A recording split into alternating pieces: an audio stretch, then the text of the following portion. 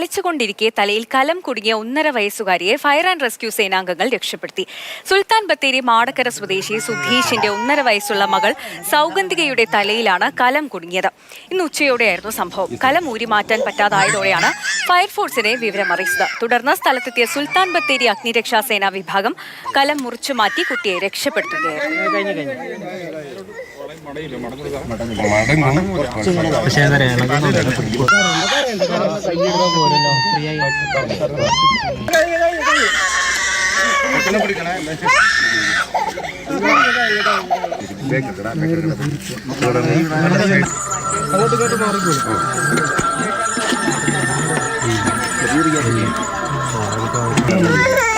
കമൽ കൂടുതൽ വിവരങ്ങൾ നമ്മളുമായി പങ്കുവെക്കും. കമൽ, 1.5 വയസ്സ് മാത്രമുള്ള കുഞ്ഞാണ്. എങ്ങനെയാണ് ആ കലം കുഞ്ഞിന്റെ തലയിൽ കുടുങ്ങിയത്?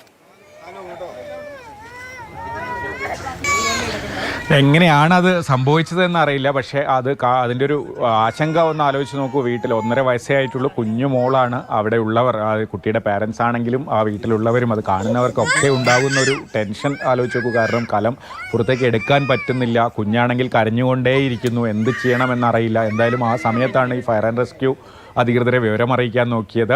സുൽത്താൻ ബത്തേരി ഫയർ സ്റ്റേഷനിൽ നിന്നുള്ള സംഘം വളരെ പെട്ടെന്ന് തന്നെ അവിടേക്ക് എത്തി. അവരുടെ ആ പെരുമാറ്റവും കുഞ്ഞിനെ ആശ്വസിപ്പിക്കുന്നതും ഒക്കെ നമുക്ക് ആ വീഡിയോയിൽ കേൾക്കാം. അവർ വളരെ കുഞ്ഞിനെ കൂടുതൽ പേടിപ്പിക്കാതെ ടെൻഷനാക്കാതെയാണ് കലം മുറിച്ചു മാറ്റുന്നത്. കുഞ്ഞിനെ ആശ്വസിപ്പിച്ച് കരയേണ്ട മോളെ എന്ന് പറഞ്ഞ് അത് ഒരു ഭാഗത്തേക്ക് മാറ്റി. മാത്രമല്ല ഈ കട്ടർ ഉപയോഗിച്ച് അത് മുറിച്ചു മാറ്റുമ്പോൾ കുഞ്ഞാണ്, ചെറിയ കുഞ്ഞാണ്. അതിന് ഒരു തരത്തിലുള്ള ഒരു ബുദ്ധിമുട്ടും ഉണ്ടാകാതെ വേണമല്ലോ അത് മുറിച്ചു മാറ്റാൻ. കൃത്യമായി കൈവച്ച് അത് കുഞ്ഞിൻ്റെ ശരീരത്തിൽ നിന്ന് അകലേക്ക്, പരമാവധി അകലേക്ക് പിടിച്ച് വെച്ചാണ് അത് മുറിച്ചു മാറ്റുന്നത്.